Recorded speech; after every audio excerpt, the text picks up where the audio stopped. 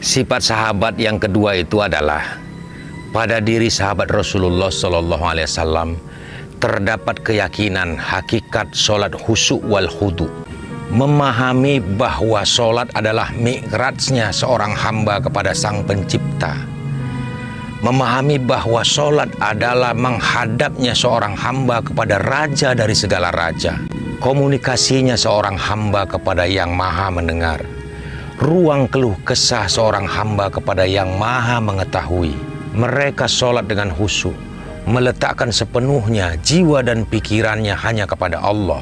Dengan pengakuan sebagai hamba yang begitu rendah di hadapan Raja dari segala raja.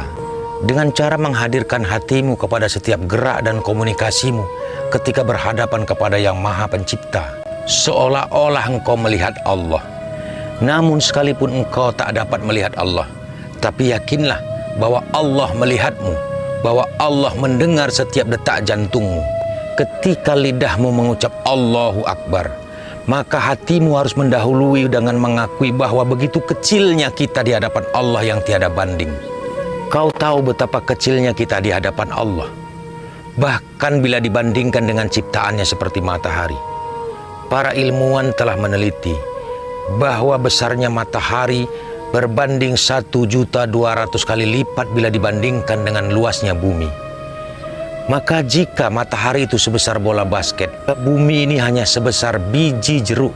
Di permukaan biji jeruk itu terhampar seluruh lautan, gunung, dan hutan yang ada di muka bumi, serta ratusan negara-negara di dunia. Coba kau bayangkan, Lul, terhadap matahari saja kita begitu kecil.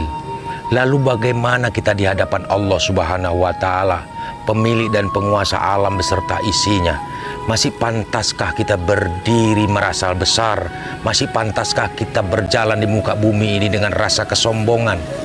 Ketika kita ruku, lidah kita mengucapkan Maha Suci Allah, Tuhan yang Maha Agung. Tapi bagaimana bisa jika hati kita tidak pernah merasa hina? Ketika kita sujud, lidah kita mengucapkan Maha Suci Allah, Tuhan yang Maha Tinggi. Tapi bagaimana bisa jika hati kita tak pernah merasa rendah di hadapannya? Inilah yang ditakutkan oleh baginda Rasulullah SAW. Kebanyakan solat kita hari ini tinggal bacaan dan gerakannya saja. Rasulullah juga mengatakan bahwa sesuatu yang pertama kali akan ditarik dari bumi ini adalah khusyuk seorang hamba di dalam solatnya.